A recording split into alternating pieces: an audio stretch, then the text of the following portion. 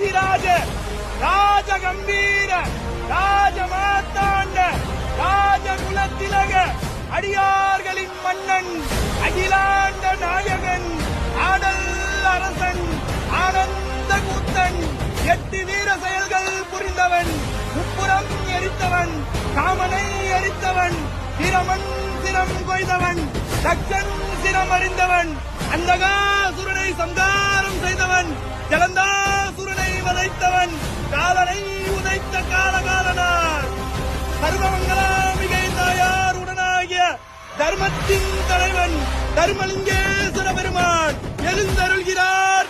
வருகிறார் வருகிறார் வருகிறார்.